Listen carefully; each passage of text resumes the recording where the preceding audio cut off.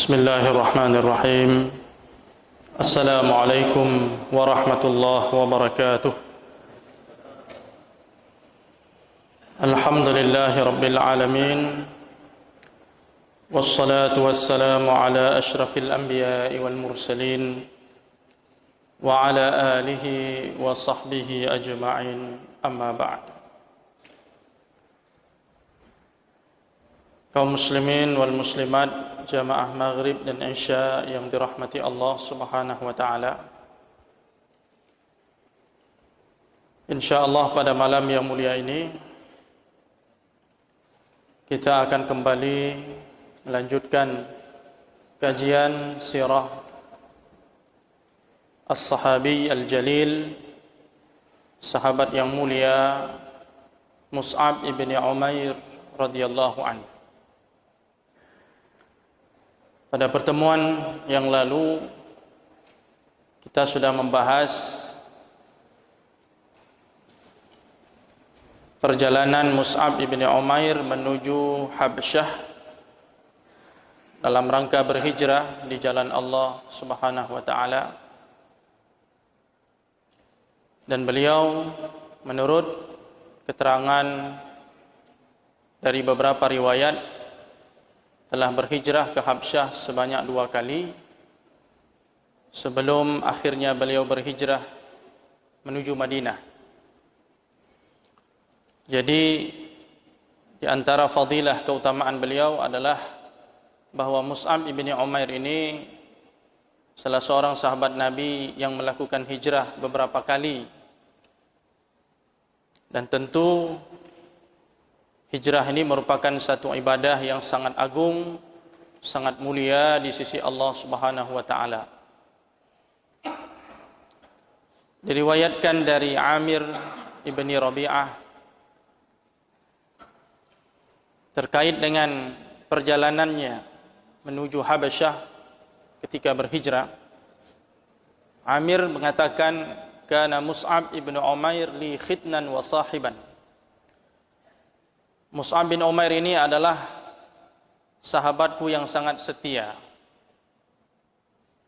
Jadi dalam perjalanan itu Amir, Mus'ab itu dalam satu rombongan. Mereka saling tolong-menolong. Solidaritas yang begitu tinggi mereka perlihatkan.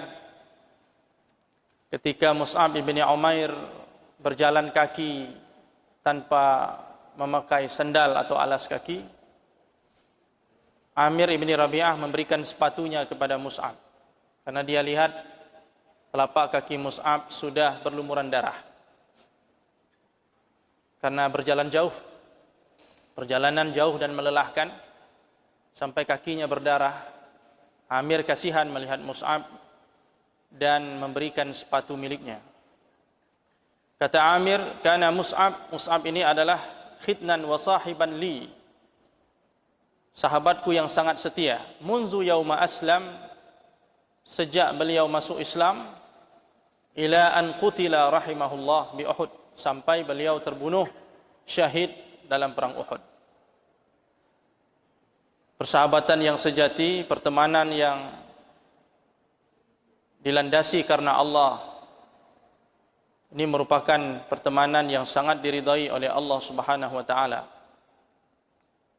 Kharaja ma'ana ilal hijrataini jami'an di ardil Habasyah. Kata Amir, Mus'ab ini keluar bersama kami menuju negeri Habsyah, negeri Ethiopia sebanyak 2 kali. Selalu ikut dalam perjalanan hijrah menuju Habasyah. Wa kana rafiqi min bainil qaum, dia adalah temanku dalam perjalanan. Kata Amir ibni Rabi'ah, yang sama-sama sahabat Nabi sallallahu alaihi wasallam. "Falam ara rajulan qattu kana ahsana khuluqan." Kata Amir, aku belum pernah melihat orang yang akhlaknya sebagus Mus'ab ibn Umair. Jadi dia menyaksikan betapa mulianya, luhurnya akhlak dari seorang Mus'ab. Kalau kita ingin melihat akhlak seseorang, itu tidak cukup hanya dalam sekali pertemuan saja terus kita menilai orang ini akhlaknya bagus. Tapi sebuah akhlak budi pekerti itu bisa dinilai setelah seseorang melakukan perjalanan-perjalanan jauh bersama orang yang akan dinilai itu. Dalam perjalanan disitulah terlihat seseorang itu mulia atau tidak akhlaknya. Karena dalam perjalanan biasanya akan terjadi banyak hal. Hal-hal yang menggembirakan, hal-hal yang menyedihkan, hal-hal yang menyusahkan. Dalam perjalanan itu semuanya terlihat. Dan biasanya seseorang itu muncul aslinya pada saat dia melakukan sebuah perjalanan seperti itu. Kita baru tahu ternyata dia sabar atau tidak. Ternyata dia setia atau tidak.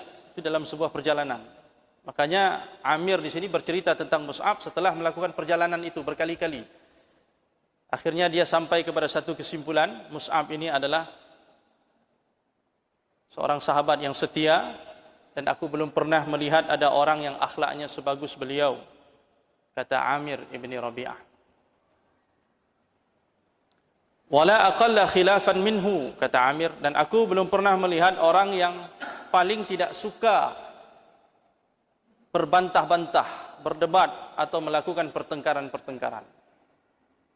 Jadi pribadi Mus'ab ini adalah pribadi yang baik, santun, mengutamakan kelemah lembutan, tidak suka berbantah-bantah, tidak suka melakukan perdebatan-perdebatan yang sia-sia.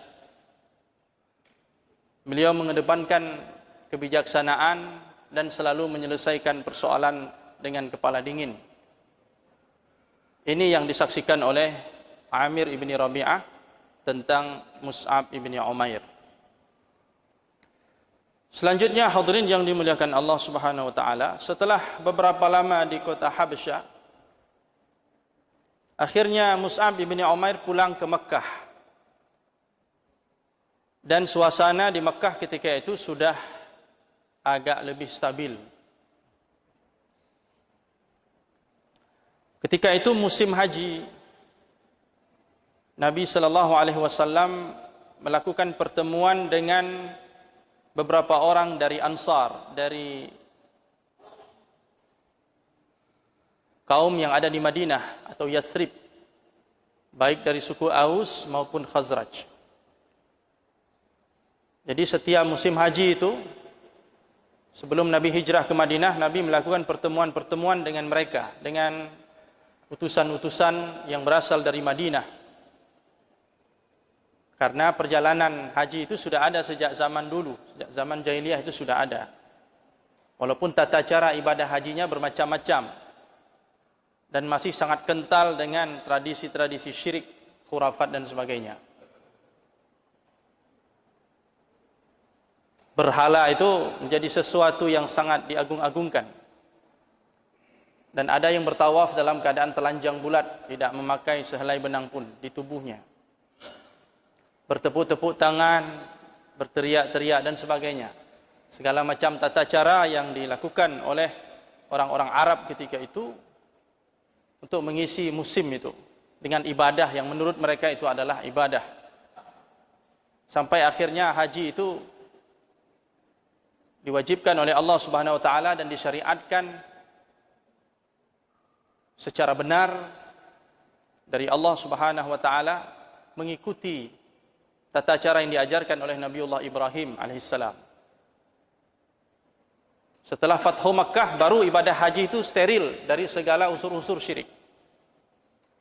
Setelah Fathu Makkah tahun ke-9 ke-10 Hijriah, di situ barulah orang-orang musyrikin tidak dibenarkan lagi masuk ke Mekah melaksanakan ibadah haji dengan cara mereka.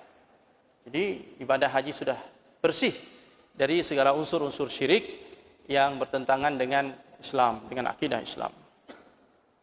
Tapi waktu itu ketika Rasulullah masih di Mekah, tata cara ibadah haji mereka itu bisa bermacam-macam. Pada waktu itu Nabi SAW menggunakan kesempatan itu untuk melakukan pertemuan dengan orang-orang yang ada di Madinah, yang berasal dari Madinah, yang pada saat itu datang ke Mekah untuk beribadah.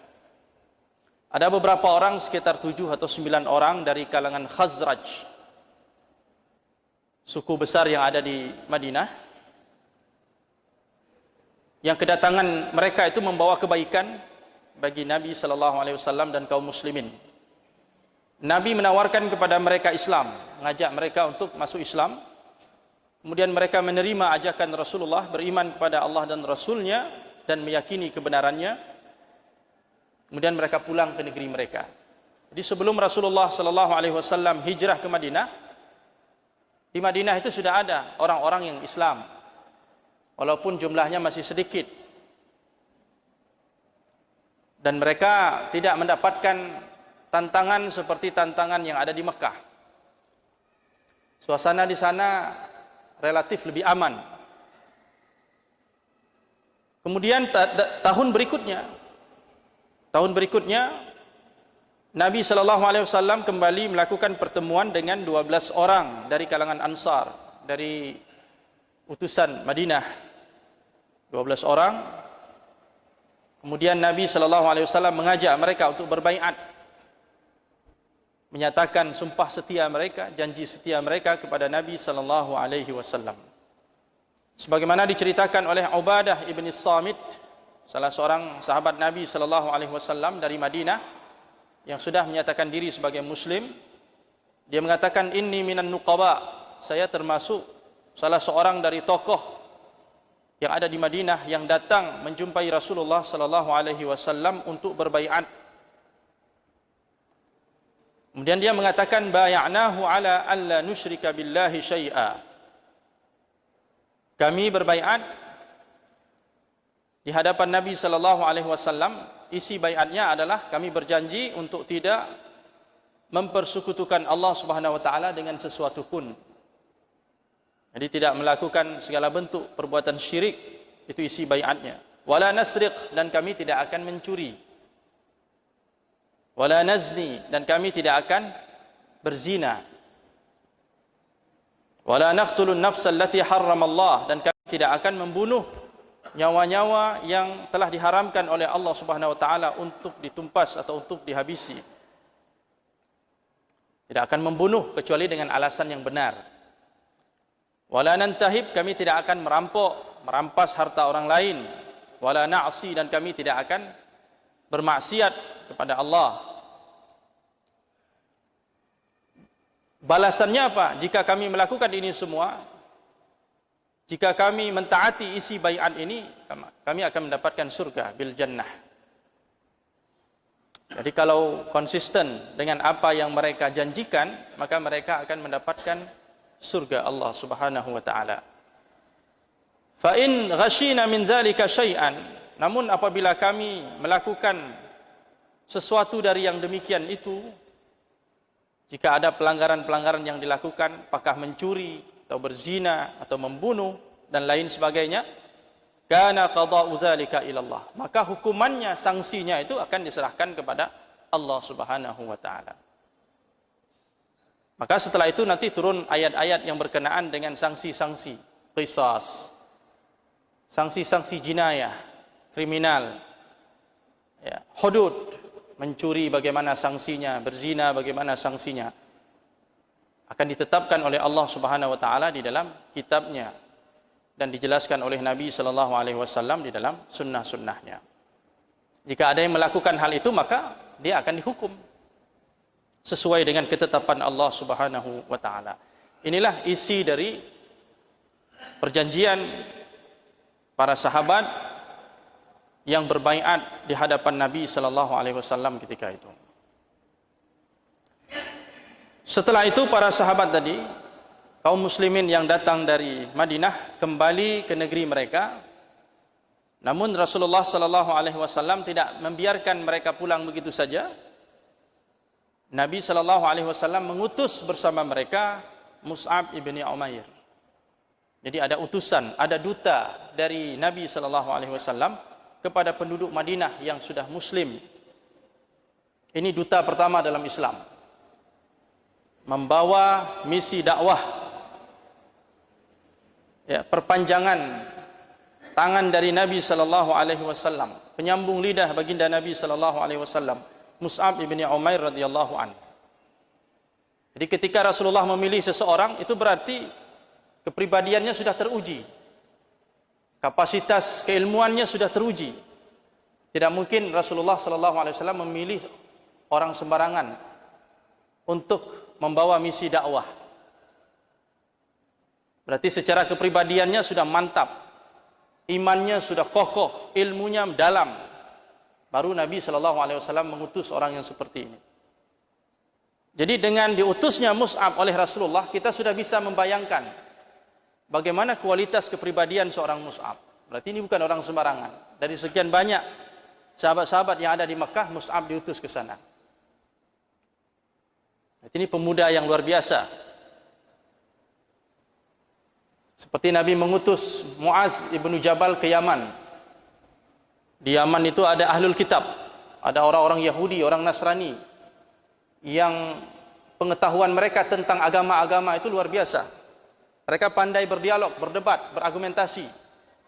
Mereka membaca kitab-kitab umat terdahulu. Jadi teologi mereka itu sudah berkembang. Filsafat mereka hebat. Jadi kalau dikirim orang sembarangan tidak sanggup menghadapi mereka, maka dikirimlah Muaz bin Jabal. Terpilih menjadi duta Rasulullah menuju Yaman untuk mengajak mereka pada Islam, untuk menyampaikan Islam ke sana. Tentu dalam penyampaian itu akan terjadi dialog-dialog, debat-debat yang membutuhkan keilmuan, perangkat keilmuan yang luar biasa. Tidak bisa dikirim orang-orang sembarangan. Tidak semua sahabat Rasulullah itu berilmu tinggi. Tidak semua sahabat Rasulullah itu ahli ijtihad, ahli fatwa, tidak. Ada yang sekedar bersahabat dengan Nabi SAW, mendengar tausiah Nabi, mengamalkannya. Ya, mereka semua orang baik. Tapi yang berilmu, yang menjadi ulama dari kalangan mereka itu hanya terbatas, tidak semua. Yang bisa memberi fatwa, yang bisa berijtihad, yang bisa menghadapi persoalan-persoalan pelik, itu hanya beberapa orang, tidak semua. Ada orang pilihan-pilihan. Maka salah satunya adalah Mus'ab bin Umair. Hanya saja beliau cepat sekali dipanggil Allah Subhanahu wa taala. Tahun ketiga Hijrah sudah syahid. Rasulullah masih hidup, dia sudah syahid. Tapi dari tugas-tugas yang diemban oleh Mus'ab semasa Rasulullah SAW masih hidup menunjukkan bahwa ini termasuk sahabat Nabi yang bisa diandalkan untuk menghadapi persoalan-persoalan dakwah ini.